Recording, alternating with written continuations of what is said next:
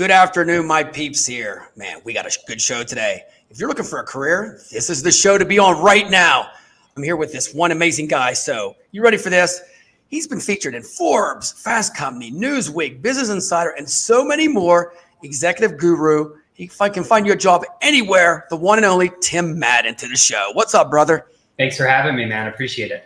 Oh, man, I'll tell you what, man, you are everywhere these days. You know what I mean? And I got to tell you straight up off the bat, man, this Tim guy never stops. What time do you get up in the morning to do your fitness routine, man? Yeah, funny enough, I was a military guy for 22 years, so I was always mandated to be early. When I was training for the marathon, it forced me to get up because you can't run early in Florida. But since I'm not training for the marathon, normally I do more of a Jeff Bezos thing. I wake up, I take some time, I have some coffee, I play with the kid, right? I get the kid off to school, I drive him to school, I come back, and then I do that. So I was an early riser for a long time, but just right now, the period I'm at in my life, I just take it easy, kind of getting up, but instead of just like right to the workout, right to getting the day started.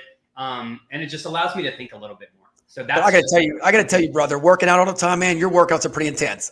Yeah. If anybody gets a chance, follow him. He's up there. You know, he's got it on stories on Facebook and Instagram. But no, really, what you're doing, man, it's transforming your body big time.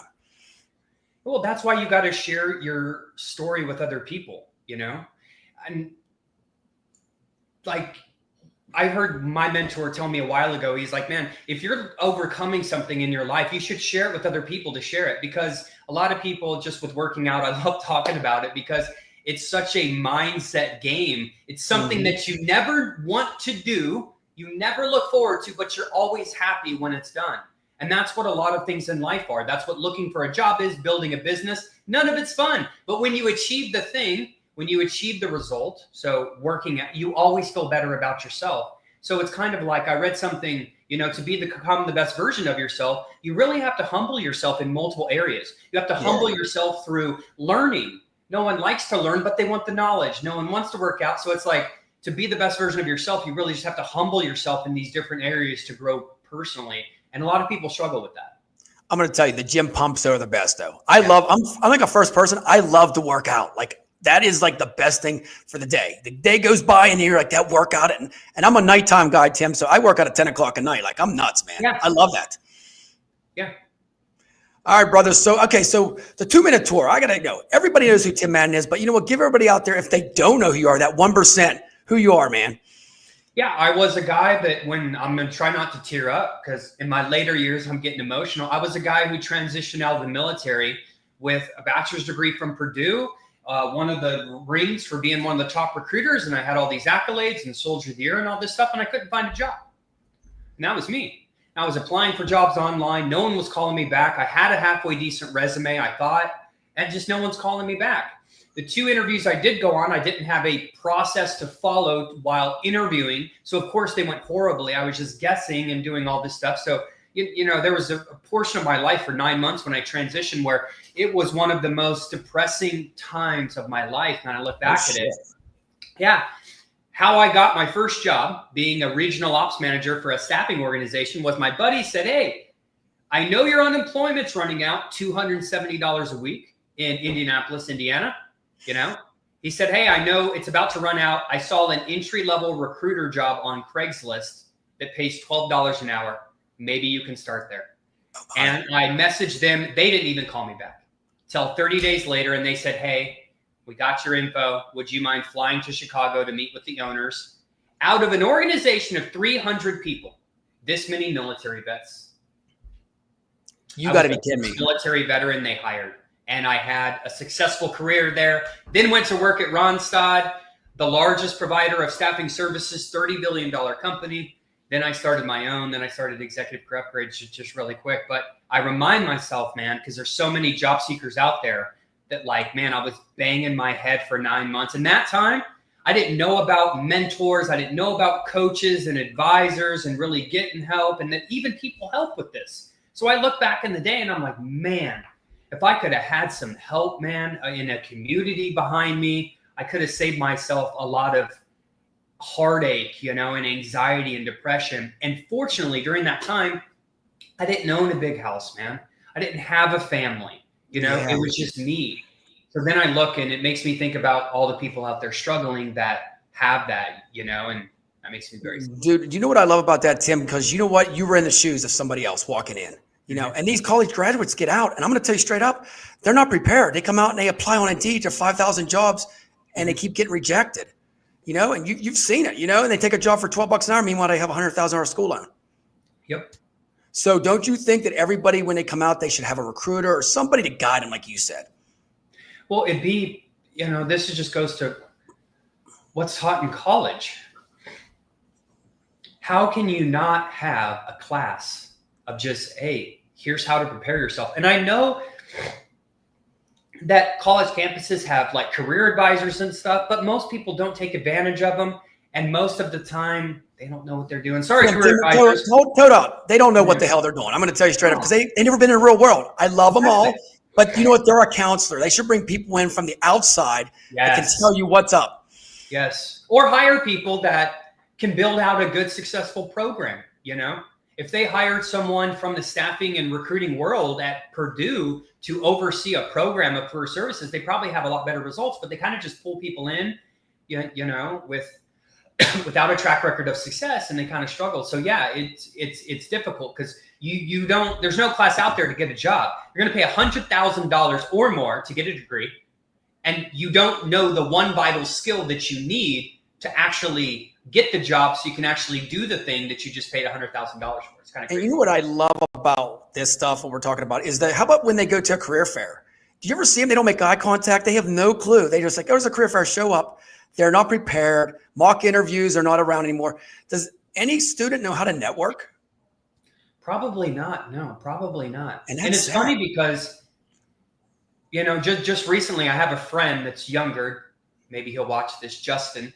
And he just got out of the Coast Guard. He's 22. He did 4 years. He went to become a lineman. So he went to a school for it. And he went to school for 8 or 12 weeks and got certified. And he's in a church group I lead for called Authentic Manhood, right? So he's in this group and he's wondering how to get a job. And I'm like, we just talk about it. Like, hey, where do you want to work? Where are the 8 places in your community that you want to work? Hey, talk to your friends, do this. Which one pays the most? Which one is best for you? Walk into the office, dress nice, ask where the owner is, ask where this person is, and say this. Say, hey, I just graduated. I got good grades. I'm a military vet. Have your pitch ready. And he did that and boom. Tim, you're not going to believe this. I'm like, yeah, because no one does that, man. Nobody does it. No one does that. Even video resumes, I like, Tim. It's like American Idol now. Put yourself out there and brag about yourself to get the job. Well, and the same with executives, right? They don't want to put themselves out there on LinkedIn. I work with directors, VPs, and executives. You got people that are senior leaders at Apple, have 20 years of sales leadership experience, and don't want to get known and don't want to share what they've learned with the world. It's crazy on LinkedIn. That's why people are on there too, everywhere. But on LinkedIn, they talk about business. It's like you're a business leader and you're not talking about things you've had to overcome, obstacles, best practices, what you can do for other companies. It's crazy. Like, I always tell people the number one problem you have for job seekers is not enough people know you. If enough people knew you, knew the value you could bring, knew more about you, man, you would have endless job opportunities because there's just a lot of great people out there, but they just don't know how to position themselves. So Tim, getting back to the CEOs, why don't you think they want to talk about their career and talk about everything else? Do you think they've never been taught? I mean, they have a lot of history. Why can't they get on LinkedIn and do that? They're just not trained. Okay. There's a reason why toys that are for 5-year-olds still come with directions, man. Right? People don't know how to put them together. And you know what? The older we get, common sense, I think we lost a lot of common sense. Yeah. Can I say that? My grandpa told me when you turn about 50, you'll be like a sponge. You'll be a PhD in life. And I think a lot of people lost that along the way.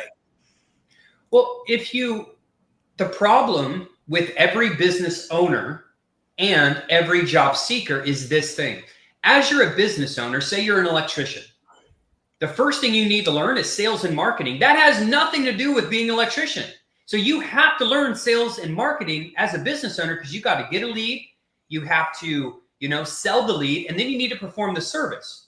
So that's why a lot of business owners struggle because it's like, we know you're an excellent electrician, but a lot of things go into scaling a business. It's no different in a job search. Like, hey, we know you're a seasoned CFO. We know you've brought companies public. We know you've been responsible for $100 million. What we're talking about right now has nothing to do with your skills, because really getting in front of people is more about sales and marketing, which most people just are not trained in that, to market themselves as a product. That's it. Okay, so it's time to deep dive in, man. You ready, Tim, to give him the expert tips? So 6-figure, everybody's like looking at this like, Shark, what the hell, 6 figures? Yeah, right. So give some tips out there. Okay, somebody comes to your office, they're looking for a job, they got credentials. Let's walk through a day with Tim. How do you help them out? Yeah, great question. Well, we do what's called a discovery session, but it's a free consult, just figuring out where they're at in their career. So what have they tried? Kind of why did they walk in, right? Mm-hmm. But essentially, once we get to where they need help with, it's always these things. We have a 5-step kind of program, right? So the first is clarity. What do you even want to do? Why? Yeah. Why do you want to do that? A lot of people, even senior leaders, you'd be surprised because I deal with thousands of them. A lot of people have been a sales leader for 20 years and we ask them, hey, what do you want to do in your next career? And we leave it open-ended. They're like, I don't really know. And we're like, are you going to be a sales leader? That's why it's funny. All these people on LinkedIn are like, hey, I'm looking for a new role all the time. And it's like, where? Where are you looking for a role? What level? Like, there's so many questions, right? So these people just don't know how to market themselves. So number one is just clarity. We help them get clarity of like, what are you targeting? Where do you want to live? Do you want to work remote? Do you want to be hybrid? There's so many questions. So we help people gain clarity because so many people are trying to go somewhere that they haven't even clearly designed yet.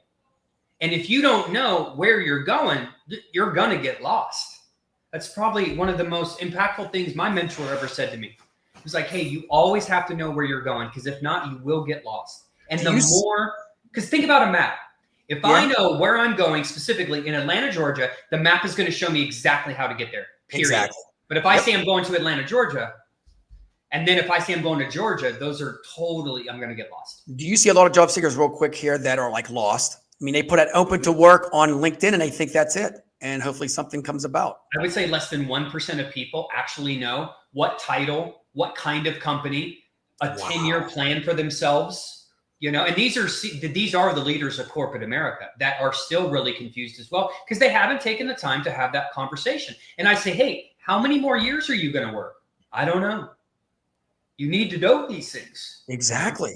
Wow. I never thought of it that way. When they come to your office, it's almost like they're like 18 years old again, and you're breaking them down and building them back up. Yeah. Because the clearer we get on where they're going, the more we can build a more, number 2, branding, right? They need, look, a resume and a nice profile is not going to get you hired, but it's important throughout the process. It's a guide, right? And how you look online is important, which, hey, that's why LinkedIn profiles, some LinkedIn profiles are like weird. They don't even have pictures, all this stuff. It's like, hey, I know, it's like a bot. If you're trying to be a seasoned leader, man, you might want to, if you're a guy, you might want to put on a blazer. If you're a girl, you might want to put on whatever business professional means to you. Yeah. Right? But number 2, we help brand them, but you can't help brand someone when they don't know what they're targeting, because so many people exiting the military and people I deal with, they send me their resume all the time. They're like, how's my resume? And I'm like, what are you targeting? I'm targeting a sales role. None of this says anything about sales accomplishments, so it's horrible. So it's funny. It's like everyone's trying to give feedback on resumes, and they don't ask like the most important question, which is like, hey, what are you targeting for your next position?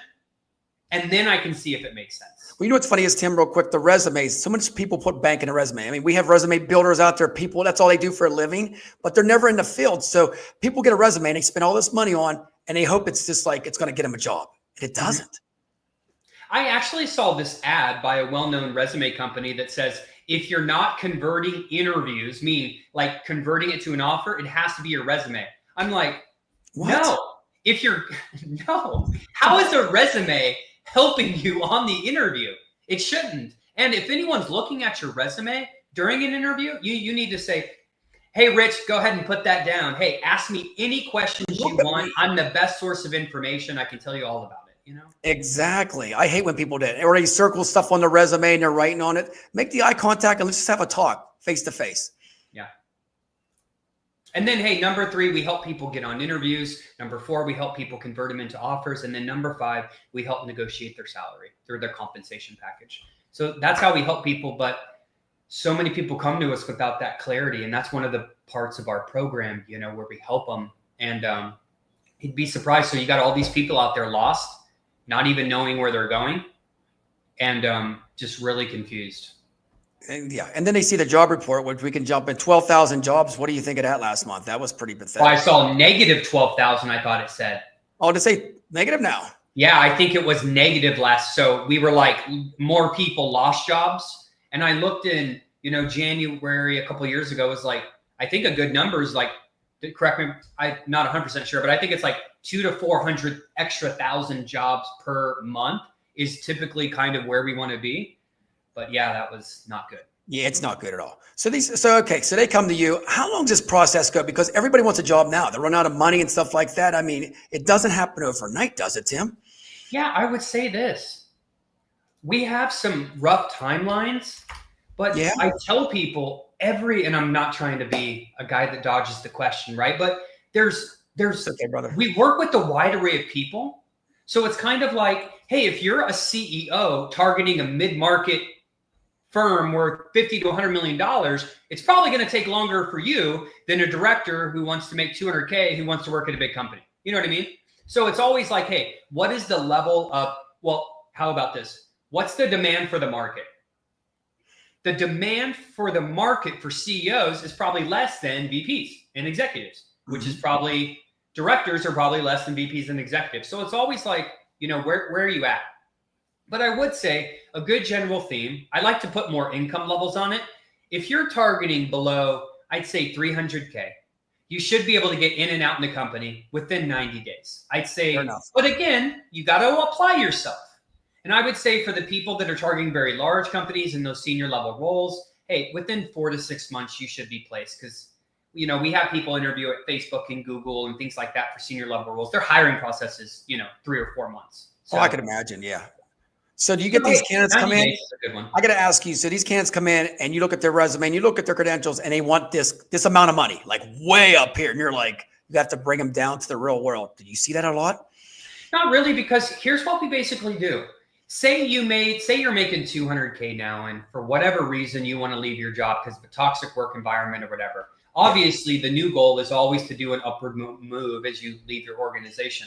And I would say this, if you got to 200K by yourself, and then you work with a team like ours, why we make claims that we increase people's compensation by 20 or 30% is because here's why. I know once we get clear on your value and what you're targeting, once we position you better, once we connect you with the right people, once we tell you what to say, once we're there helping negotiate your money, that's why I'm confident, right? I'm like, well, of course. It's kind of like if you've been an avid runner for 3 years, man, if you hire a running coach who has helped 100 people complete the Boston Marathon, let's just all say you're going to run significantly faster. It's all the plan and the process, which we have really dialed in because we're year 5 now. So we have lots of statistical data to support that. So basically you're saying a lot of people are undervaluing themselves. When they get a job and they go to the next one, they're just trying maybe taking whatever it comes along, which you have a strategy behind this, Tim. You know that. It's great. Yeah, absolutely. And people need a support system these days. You know that. I mean, I got to tell you what, we talked about this. We might as well talk about it now. Everybody that watches LinkedIn and probably people's on their LinkedIn, tell people out there that there are other platforms besides LinkedIn, because I talk about this all the time. People love LinkedIn and that's it. Please tell them about Facebook. Yeah. Every platform out there, people that are going to hire you are on. Period. End of story. What's so funny is people like to take dabs at Facebook, right? Here's the reality. I'll go ahead and tell you, we spend anywhere at Executive Growth Grades, anywhere from $125,000 to $250,000 per month on online advertising. We get a majority of our clientele, both business owners that looking for people to fill positions, right, at the leadership level, or their everyday director, VP, or an executive looking for another job. They're all Facebook and Instagram. Now, TikTok, they're over on TikTok.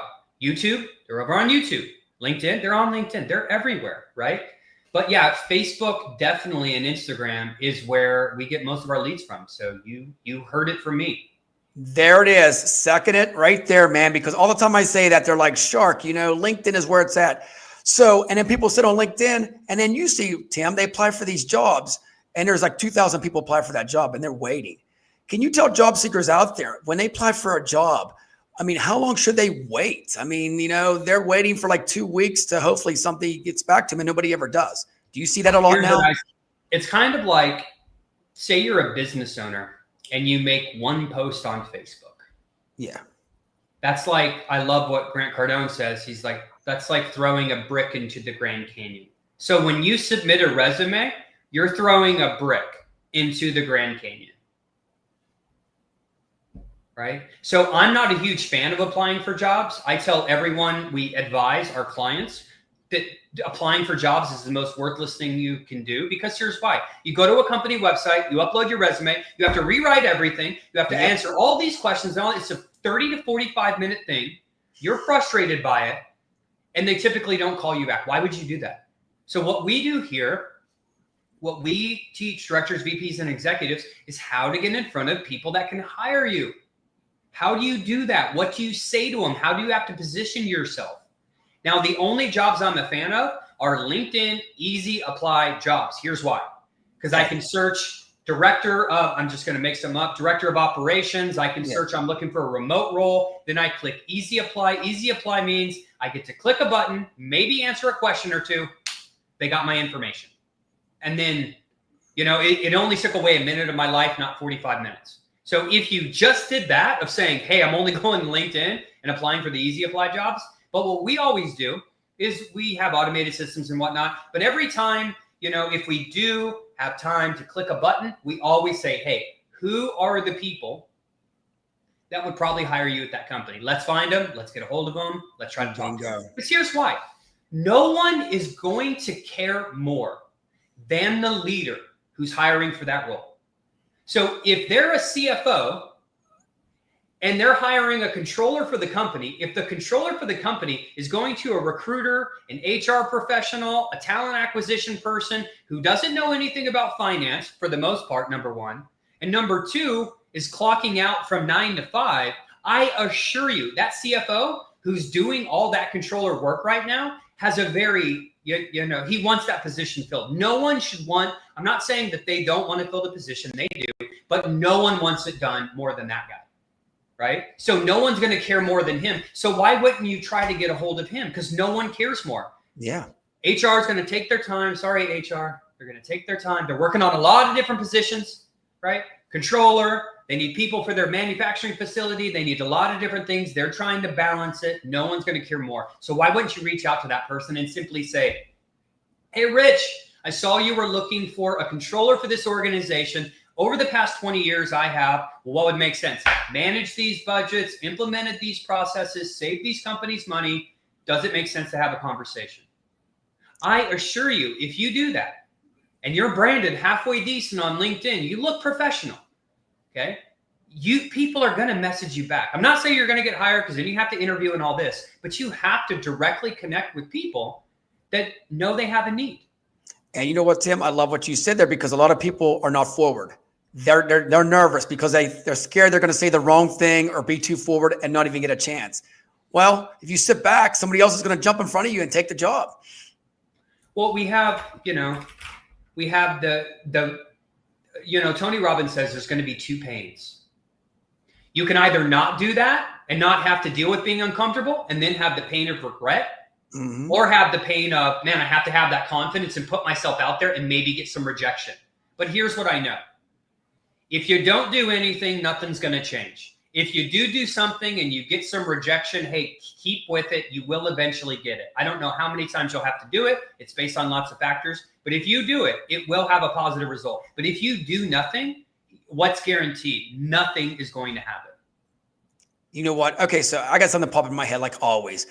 Every college out there needs a job searching class. I don't know if they do or not, but seriously, what you're talking about, every class should have somebody like me or you, somebody go in and teach it. Don't you agree? How to search for a job. Don't just go on Indeed or make a LinkedIn account and just let it stagnate. That's what I see college kids now. They make a LinkedIn account and in class and they just let it sit there.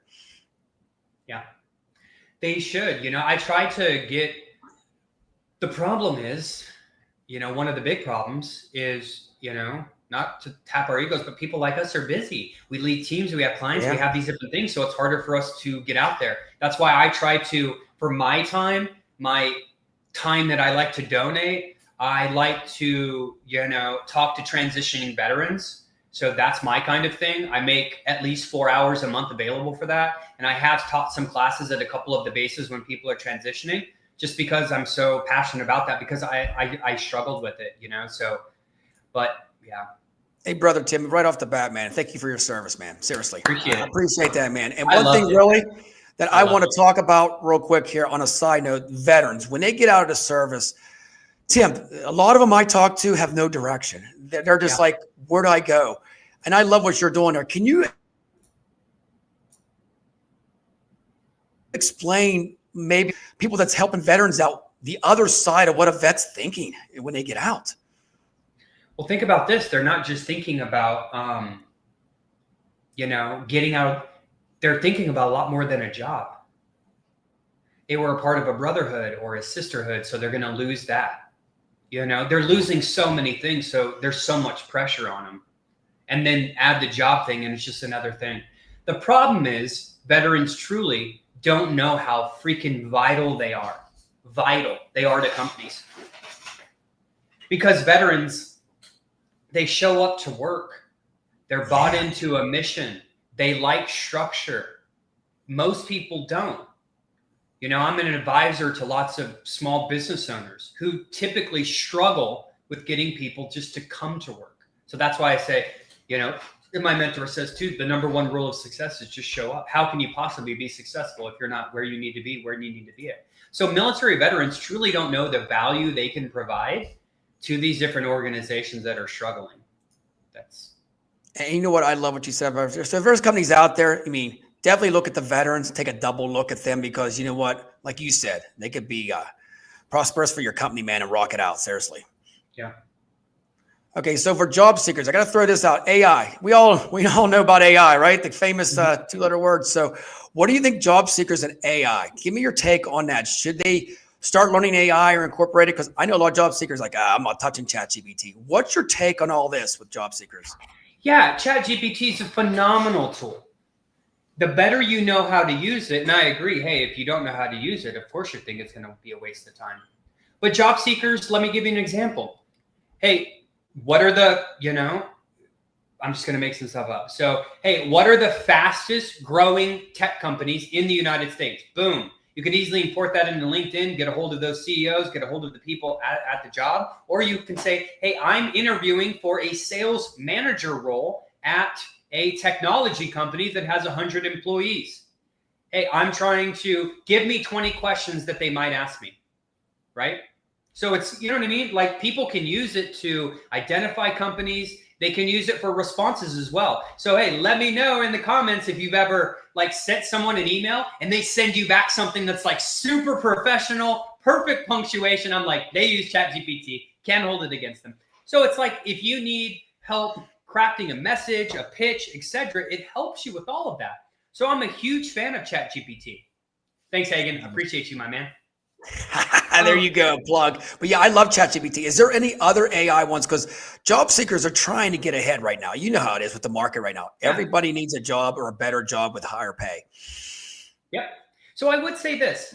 I'm a fan of ChatGPT. I'm not a fan of the others yet. There's different AIs that apply for jobs. There's different AIs that scan your resume. Hey, heard it from me. AI resume scan is just a complete waste of time. Don't ever do that. But there's lots of different. Yeah. There's lots of different AI things out there. I just don't think no one has the money that ChatGPT has right now. So while I don't think they're effective yet, systems that help you apply for jobs and all of these different things, but I do feel, hey, in a couple years, something's going to have to change with hiring, because here's why. There's going to be, companies had the up when they created applicant tracking systems, but here's the problem. It's about to swing left. And there's going to be companies where it's going to optimize your resume for that job, apply, do follow-ups for you. Now, not right now, but in 5 years, that's quite plausible. So now you're like, they think they're getting crushed right now with the people applying. Wait in 5 years when they have AIs just doing it for everyone. Then, hey, as always, we're going to have to adapt. Maybe we'll go back to in-person interviews or something of like, hey, if you're interested, do not apply online. Hand deliver your resume. You know what? Wouldn't that be great again, Tim? Seriously, all joking aside, once in a while, let's get back to the human connection again. You know, it's like AI's bad. Go to somebody that can give you a hug and has a pulse. Yeah. Well, think about it. I mean, if your biggest problem is people don't know you. And that's why I like LinkedIn more than any other platform, especially if you're going to use the LinkedIn Easy Apply. Because if you apply on Indeed, you are a resume with 2,000 other resumes. Oh. At least on LinkedIn, we can at least see your picture, right? At least see some different things about you. Maybe, you know what I mean? Some pictures, some different pictures. You at least, you know, what's your background look like? What did you choose? I just think it's a lot more personable. It's like with the resume, I'm just a number. But if I'm on LinkedIn, it's like, hey, I am a person that has feelings and can add value. And resumes can't, you know? What do you think of video resumes? I mean, just running across it. You like them, video resumes? We only do video resumes. It's funny. So if you're looking for a hiring hack, companies out there, here's what we do. We post everywhere that you can post and we advertise, right? But at the bottom, because I don't know about you, but we want people that can follow directions. At the very bottom, it says, hey, if you're interested in this position, do not apply to it. Email whoever the hiring manager is at our company for that position. Then once and we simply say, state that you're interested and attach your resume. That's step one. So anyone that applies, we never even view it. Anyone that emails us that doesn't say they're interested and attach their resume, I'm sorry, we just delete it because they can't follow directions. I don't have to be nice to people that can't follow directions. When I love that. Seriously, you're so right on that because so many people are just like, here it is. Oh, I didn't read everything. Well, what the hell? And then what I like is you don't want to read about a job for 3 pages. Who wants to do that? Right? So I like the video interviews. And by the way, you need to do this. It's hireflix.com. Hireflix? Yeah, Hireflix. I love it. It's literally the cheapest video interviewing software out there. It's like $50 a month. Other companies are going to charge you $10. Timmy, can you put that in the can you put that in the comments? Absolutely. I appreciate that, man. So okay, so while we're talking about video resumes, so many people say, well, they're going to get to see what I look like. Yes, I'm like, why not get it eliminated off the bat if somebody's biased instead of waiting till the end? Do you agree on that? Hey, you're trying to get a job, man. Yes, people are going to discriminate against you. I'm sorry. Whether they say it or not, if you're late, you're being discriminated against. If you're early, you're being discriminated against in a positive way, right? So it's kind of one of those things where I love video interviews. Well, back to HireFlix. So after we do that, we send you this link and say, hey, we know this may be kind of awkward because it is, but this allows us to hire up to 77% faster, proven fact. So it's actually better for the job seeker. So it's first a 5-minute video of like what I'm looking for this position, the key priorities, etc. And then we have like 4 to 6 questions pop up. They submit it. And then, I can look at it. I have people driving, doing a video interview. I'm like, dude, that is a safety hazard. It's a safety hazard, but it's kind of like, how do I say it? It's kind of wild in a way. It's like this person's taking a risk. Exactly.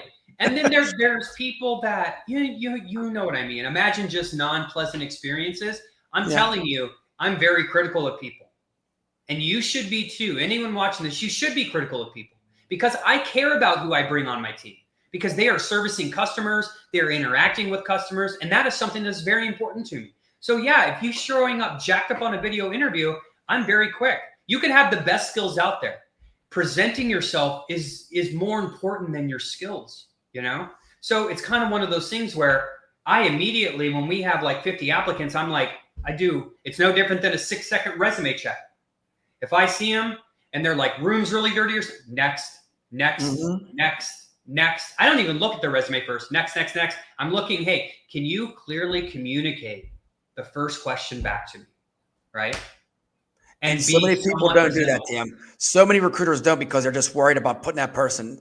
I think what you're doing is every candidate's a candidate, not just a body, and I think a lot of people are just placing bodies in our industry. And I hate to say it that way, but that's not how it is, man. With your process, something else I got to say real quick that I'm going to praise you on is you put breakthrough session. I like that. You're not interviewing anybody. It's a breakthrough session. I seen on your site. That's cool, man. Seriously, that's like, let's talk it out and see what we can do for you, instead of just interviewing somebody. Exactly. Dude, that is good stuff, man. So before we wrap things up here, I want to talk about your book, which I'm going to bring you back on. You going to come back on the Shark, man? Deep Sure, dive absolutely. into the book. Let's do it. I got another book coming out before the end of the year too. Yeah. Look at you, man. So the other one, Discipline Equals Dream Job, man. So just a quick 1 minute tour of what that book is, and then we'll have you deep dive on the next time we come out. Yeah, we give you the tactics and strategies in there of what I train and how we've helped literally thousands of people. But it's the most important part. You have to have discipline. So half the book is about how do you stay disciplined when you're not going to have the motivation. There's going to be days where you don't want to do things, no different than working out, no different than anything. So I relay lots of personal stories in there of things that I had to do and came out the other side, because it's like, hey, you can have the best plan in the world, the best workout plan, running plan. You got to execute it. And execution is where most people get hicked up. That's why my next book is called Start Then Optimize. It's like, hey, when people want to like start running for a marathon, the first thing they do is, what's the best running shoes? What is the best watch? What is the best? I'm like, get out there and run. Just do it. Optimize as you go, right? So it's one of the things where we give you the tactics and strategies, right? In the book, we give you the tactics and strategies, but most importantly, we tell you how to actually execute on them so you actually get the results, right? Because you can have access to the best plan, but if you don't do it and you don't follow it, you're not going to be successful. Love it, man. Can't wait to deep dive in that. Okay, so the final thoughts here, man. Anything else for these job seekers, especially during the holidays, still looking for a job, don't have a job? Any tips you can give them? Yeah, absolutely. It's only your job and your job alone to live up to your potential. That's probably one of the only purposes of life. Why else are we here, right? We need to be the best version of ourselves so we can give it to our family, our friends, our community. And if you're not trying to strive to be like that, then shame on you, because that's one of the only purposes to life, right? So, what does a purposeful life for you, what's it like? What's your full potential? Most people don't know that. Like, where are you going in your career? Where are you going in your personal life? How much money do you want to have? What are you going to do with the money? So many people don't have answers to these questions, right? So if you think about it all at once, it's very, overwhelming. That's why you got to break it down. No different than goals. But I would say, hey, you're meant for something more. So if you're not happy at your job, if you're in a toxic culture, if you're underpaid, any of these things, hey, now is the time. I love it, man. The best time to get help, as my mentor shared with me, the best time to get help is when things are going good. If your business is going good, get help. If your career's going good and you're making a move, get help. Because anybody can ask for help when they're beat up, busted, rejected, no confidence, not motivated. But get help then too. But hey, if you want to be successful in life, hey, get help when things are going good. There it is. Hey, Timmy. Hey, thank you so much for coming on the show, man. I'm going to leave it on this note, man. Build your body and your business together. Tim, you got energy, brother. Can't wait to see you again. That's a wrap for this one. If you guys get a chance, make sure you comment below. Reach out to the Savvy Shark channel, subscribe, and support us. And you know what? At the end of the day, we're all here to help, man. That's all it's about. We're helping you, man. Yeah. We're on your side, right, Tim? Absolutely. We'll see you next time. Take care, guys. Bye.